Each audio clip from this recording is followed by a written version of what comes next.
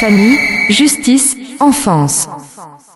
Bonjour et bienvenue dans le numéro 114 de Famille, Justice, Enfance sur RLP, Radio Libre en Périgord 102.3. Aujourd'hui, dans cette émission, nous aurons comme invité principal Monsieur Alain Bouregba. Monsieur Bouregba est psychologue, psychanalyste, maître de conférences à l'Université Paris 5 René Descartes, directeur de la Fédération des relais enfants-parents à Montrouge, conseiller technique auprès des services de la protection de l'enfance du Conseil général des Hauts-de-Seine et chevalier de la Légion d'honneur. Monsieur Bouregba est un auteur qui a énormément travaillé sur les liens parentaux entre détenus et leurs enfants, ainsi que sur les troubles de la parentalité. Il a d'ailleurs écrit Les troubles de la parentalité, approche clinique et socio-éducative aux éditions Duno en 2020, ainsi que L'enfant et son parent, l'histoire d'une empreinte, toujours chez Duno en 2011. Les liens familiaux à l'épreuve du pénal aux éditions RS.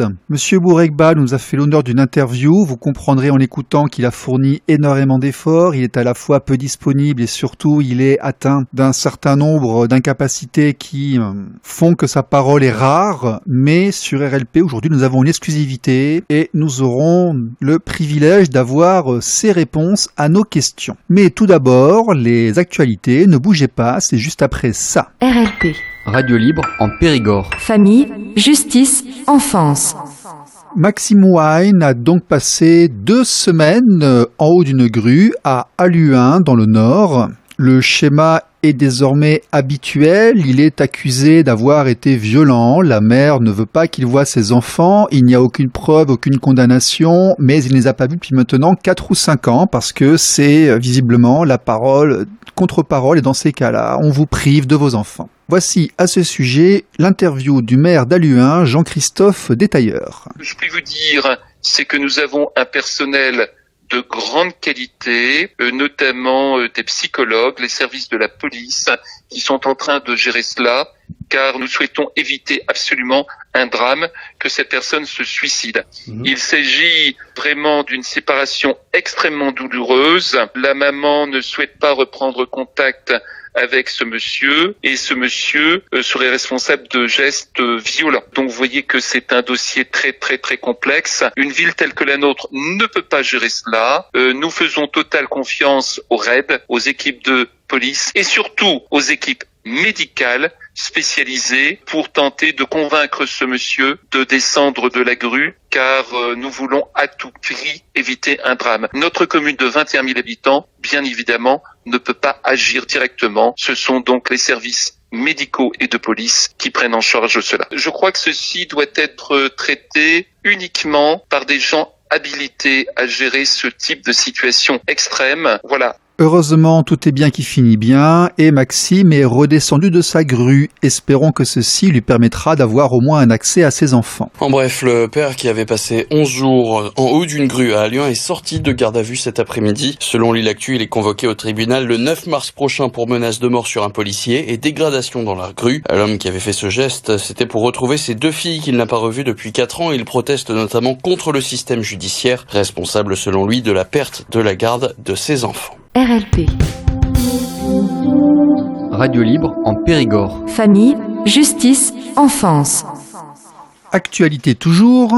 Durant l'été, la France a publié avec plus d'1 an de retard sur le calendrier fixé par le Comité des droits de l'enfant de l'Organisation des Nations Unies. L'État français vient de rendre son 6e rapport périodique sur la situation des droits des enfants en France. Alors dans ce rapport, il y a beaucoup d'autocongratulations et la France se présente comme un pays modèle. Mais une fois finie la lecture, il est permis d'être quelque peu déstabilisé, voire démoralisé. La protection de l'enfance engloutit dans notre pays 8 milliards d'euros par an pour un, disons-le, Piètre résultat, car il faut quand même constater le désastre de l'aide sociale à l'enfance, l'ASE, l'encombrement des juges aux affaires familiales et des tribunaux pour enfants, l'absence de mise en œuvre des mesures prescrites par faute des moyens indispensables, les délais d'attente de prise en charge en pédopsychiatrie et en CMP, l'augmentation inquiétante du harcèlement scolaire et des violences sur mineurs, et tout simplement le non-respect des clauses signées par la France au CIDE, Convention internationale des droits de l'enfant, qui dit que les liens parentaux, les droits parentaux entre les enfants et les parents doivent être protégés par l'institution. Alors, 8 milliards par an pour obtenir à ce que nous vivons actuellement, cela fait quand même un peu cher. Nous noterons quand même que notre pays a fait l'allongement de la durée du congé de paternité et promet de protéger nos petits un jour, peut-être, éventuellement, de l'accès, l'exposition au contenu à caractère pornographique dont on attend toujours le blocage des multiples sites accessibles aux enfants, même à travers les filtres parentaux. Nous rappelons que la France, qui a ratifié la Convention internationale des droits de l'enfant, la CIDE, en 1990, est rentrée en 2020 dans le cycle d'examen du respect de ses engagements par ce comité. Et ben voilà, maintenant, il faudrait peut-être respecter ce qu'il y a dans ce traité. RLP. Radio libre en Périgord. Famille, justice, enfance. RLP 102.3, aujourd'hui avec Alain Bouregba, psychologue clinicien, maître de conférences en psychologie sociale, Université de Paris 5, René Descartes, psychologue, psychanalyste, directeur de la Fédération des relais enfants-parents à Montrouge, conseiller technique auprès des services de la protection de l'enfant du Conseil général des Hauts-de-Seine, qui a beaucoup travaillé et écrit sur la problématique du lien de l'enfant et du détenu, notamment. Monsieur Bouregba, vous allez bien ? Très bien, merci. Est-ce que vous pouvez vous présenter? Est-ce que j'ai oublié quelque chose ou est-ce que c'est bien vous? C'est bien moi, si ce n'est que j'ai aussi des études de philosophie. Oui. J'ai fait des études de philosophie, et que je tiens beaucoup à ça. D'accord. Donc vous êtes auteur de 4 livres, Les liens familiaux à l'épreuve du pénal, La protection de l'enfance aux éditions Duno, et puis L'enfant et son parent chez Duno aussi en 2011, et Les troubles de la parentalité en 2020 aux éditions toujours Duno. Tout à fait. Alors, voilà. Ok.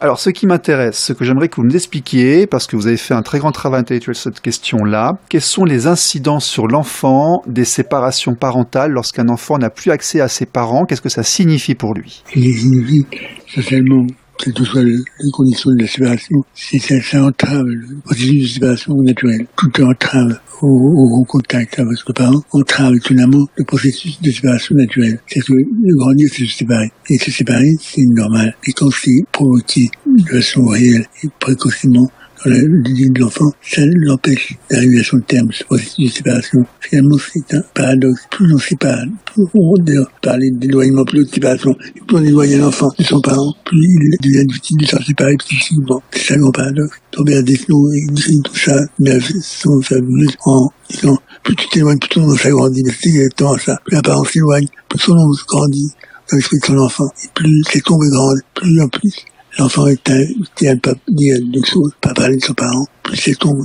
sera pesante pour lui. Et finalement, il aura beaucoup plus de mal à se séparer qu'il n'aurait des difficultés à se séparer physiquement son parent quand il arrive l'heure de l'adolescence. Voilà. C'est principal. Ces éloignements provoqués tous dans la petite enfance, ils vont surdéterminer l'importance du parent. Ils vont pas les fâcher ou quoi, ils seront surdéterminés. C'est-à-dire, vous nous dites que si un enfant n'a pas accès à son parent, il va l'idéaliser un petit peu? Diaboliser absolument. D'accord, en fait, ok. Il va rentrer dans des extrêmes, son imaginaire va prendre le pas, et il va en avoir soit une version idéalisée, soit une version diabolisée. Absolument, ça. Une version diabolisée, il ne va pas rien faire. Il aura la cause de son malheur, cause essentielle de son malheur. S'il l'idéalise, il aura aussi cause essentielle de son malheur. Le deux cas, c'est notre terrible à l'enfant. Ça, c'est intéressant parce que ça rejoint un débat actuel. Vous dites que diaboliser un parent, en fait, dans son intellect, est-ce que c'est pas un peu le départ de ce qu'on appelle l'aliénation parentale? Vous avez le départ de l'aliénation parentale. C'est le départ. Des fois, on ne sait de voir qu'un enfant est enchaîné à son parent. Tu ne vois pas. Et puis, il est complètement enchaîné, il est complètement déterminé. Moi, le mouvement de vie, ou l'impression qu'il aura, peut être tout à fait. Mais ce n'est pas ça. Justement, on a éloigné l'enfant de son parent. Et c'est ça qui est le préoccupant paradoxe. Aujourd'hui, on parle beaucoup des violences faites aux femmes. Et Madame le ministre était complètement insensé n'a pas vu d'enfant depuis très longtemps. C'est l'inverse qu'il faut dire. C'est quand on sépare un enfant de son parent, et on le détermine. Et là, on aura des enfants qui vont faire de leur père violent, soit un diable, soit un dieu. Dans le cas où ils le feront devenir un dieu, ils reproduiront aussi. C'est moins. Dans le cas où ils en font un diable, ils seront aussi acculés. Et c'est trop d'importance dans leur esprit. Et finalement, on va vers ce qu'on imagine. Plutôt que d'ôter l'enfant à l'emprise de son parent, on les place complètement dans l'emprise. Pas besoin de contact pour être en emprise. Donc je vais essayer de résumer ce que vous avez dit. Vous dites qu'en ce moment on parle beaucoup des violences faites aux femmes, mais qu'on oublie que priver un enfant d'accès à ses parents est aussi une violence. C'est bien ça que vous avez dit. Bien sûr. Voilà, parce qu'après il va avoir une relation à son parent qui sera imaginaire et ce sera une cause de mal-être. Bien sûr. D'accord. D'ailleurs, comment se fait-il qu'un criminel en prison, qui a encore les droits parentaux, on a l'impression que parfois qu'un détenu à la prison a plus de droits pour voir ses enfants et avoir des informations sur ses enfants qu'un parent qui divorce mal. À votre avis, ça vient d'où, ça ? Ça vient de l'administration pénitentiaire, conscience des ruptures familiales. L'administration pénitentiaire a conscience de l'importance de ce lien-là et cherche plus à le protéger, en fait, que le reste de... Bien sûr. On est conscient qu'il n'y a pas de réparation.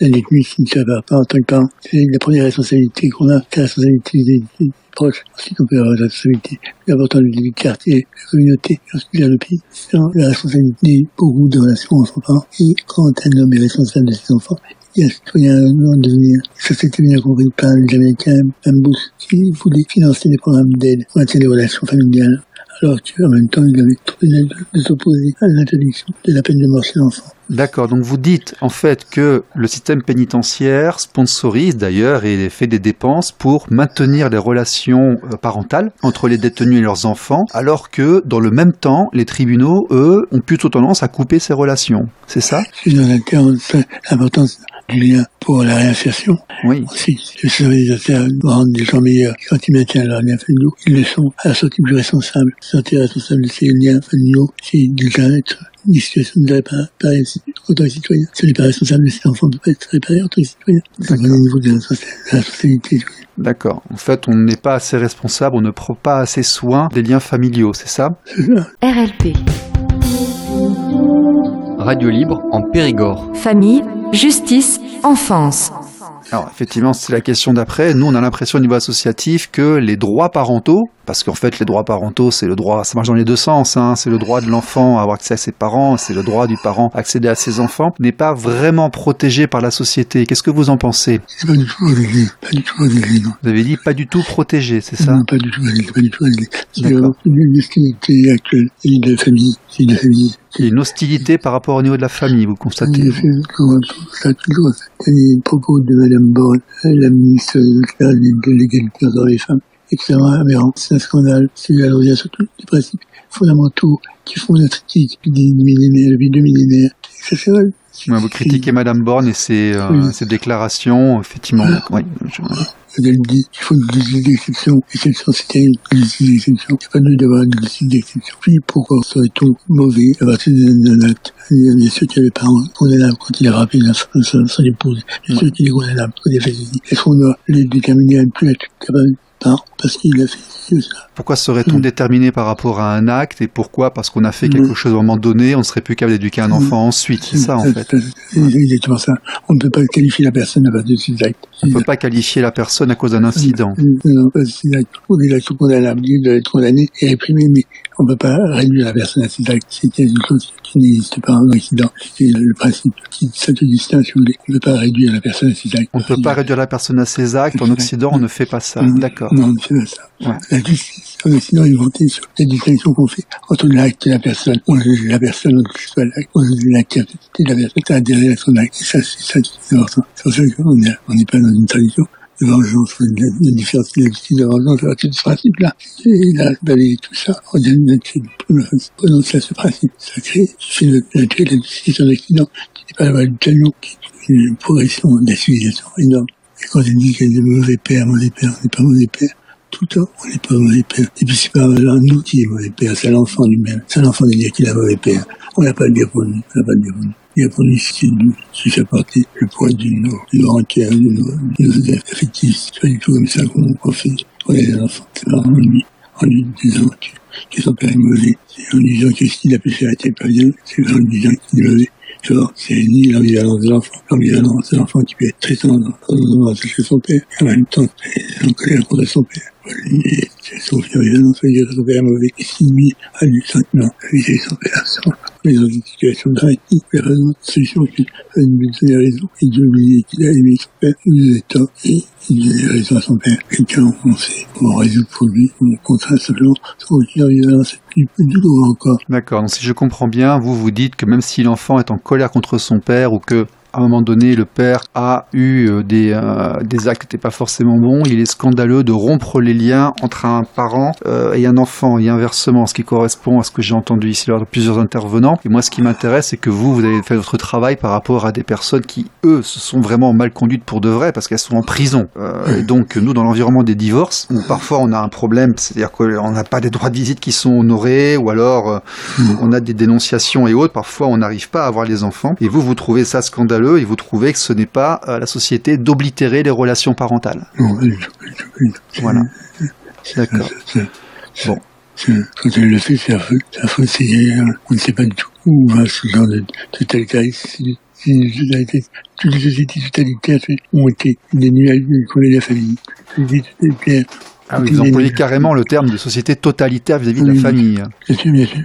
Je crains une totalitarisme, c'est le mode de pensée. Donc, on ne peut pas penser qu'un parent est bon ou mauvais de l'extérieur. C'est pas nous qui dire ça, c'est intime. D'abord, c'est pas toujours avec elle. C'est du considère mon père comme mauvais, et un jour le considère comme bon. C'est une évolution constante. C'est une relation intime. On peut pas estimer qu'un parent, un père est bon ou mauvais, car c'est en évolution constante. C'est ça. Constante, bien sûr. Ouais. Tout au long de la vie, on regarde son père différemment. Un jour, on le considère bon, un jour, on le considère mauvais. Puis, c'est partie de notre privilège. Et il a le droit de dire pour nous qui était bon, qui était mauvais. C'est seulement pas le pouvoir plus. C'est seulement régner. Ok, Monsieur Bourguiba, je vous remercie. Je vous remercie beaucoup d'avoir fait l'effort de nous consacrer un peu de votre temps. Votre parole est précieuse et elle est rare. Et je pense que tout le monde a compris que vous avez vraiment fourni un effort pour nous donner vos opinions par rapport à cette question. Est-ce que vous travaillez actuellement sur un nouveau projet, sur un nouvel ouvrage ? Un nouvel ouvrage, il faut donner un ouvrage sur les soins psychiques. Sur les soins psychiques, d'accord. Voilà. Quelle est la définition, quelle est la pertinence, c'est qu'un soin psychique. La définition d'un soin psychique. Ok. Toujours aux éditions RS ou chez Dunod ? Dunod, probablement Dunod. Très bien. Bah, écoutez, n'hésitez pas, lorsque cet ouvrage sera sorti, si vous voulez en faire un peu la promotion chez nous. Voilà. Très bien. Nous vous remercions beaucoup, Monsieur Bourguiba. Merci beaucoup pour votre parole. Merci.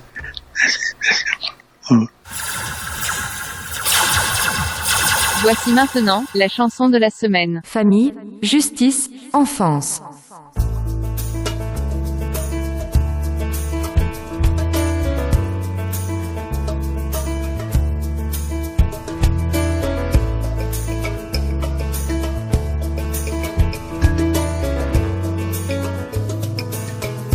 Longtemps j'ai cru que la maramaille, j'en voudrais jamais dans mes jambes, que j'endurerais jamais sa braille, même en punition dans une chambre. Longtemps j'ai cru que la maramaille, y avait des filles faites pour ça,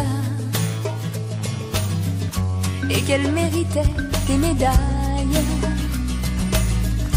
Et j'étais pas de ces filles-là. Mais d'où me vient cette envie folle? Mais d'où me sortent ces idées-là?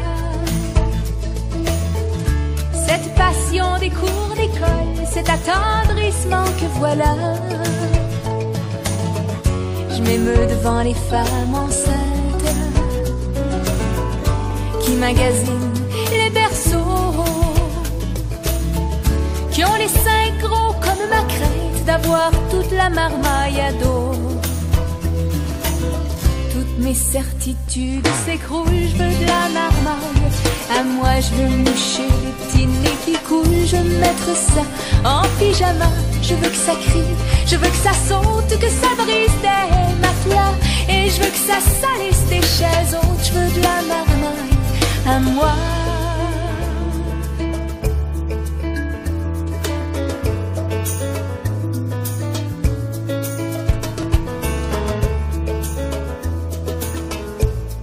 pourquoi, mais la maramaille, je croyais que ça m'aimait pas la face, que ça priait pour que je m'en aille.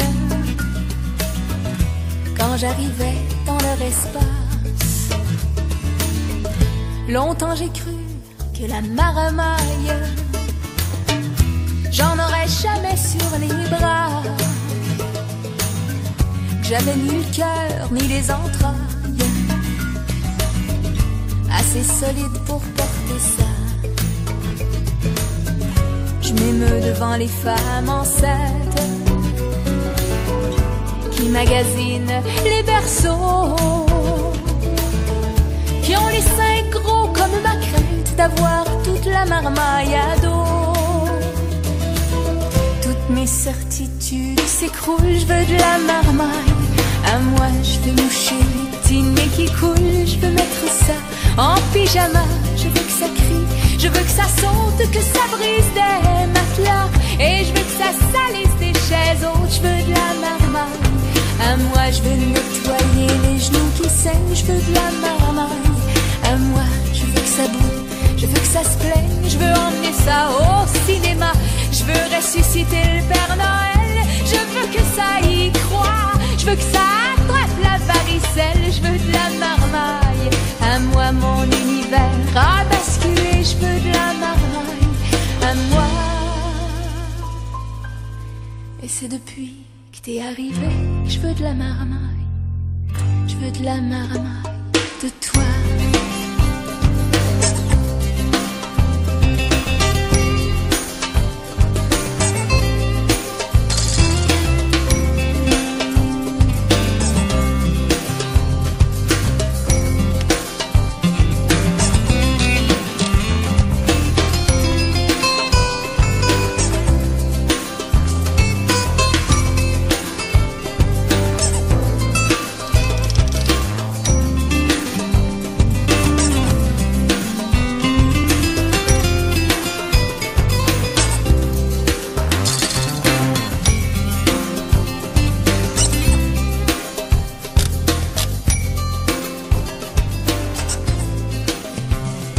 Voilà, c'est tout pour aujourd'hui. N'oubliez pas le groupe Facebook, Association Équité Parentale. Vous pouvez d'ailleurs nous envoyer vos actualités si vous en avez, que vous pensez qu'elles nécessitent ou qu'elles méritent d'être mises en avant. La semaine prochaine, nous accueillerons comme invité principal Monsieur Joël Clerget, qui a écrit plusieurs ouvrages fondamentaux et qui nous parlera notamment de la manière dont un petit garçon devient un papa, quel est ce processus entre ce nouveau-né et ce père qui apparaît. Mais ça, ce sera pour la semaine prochaine. En attendant, portez-vous bien, soyez sages et à bientôt. Bisous, bisous, au revoir.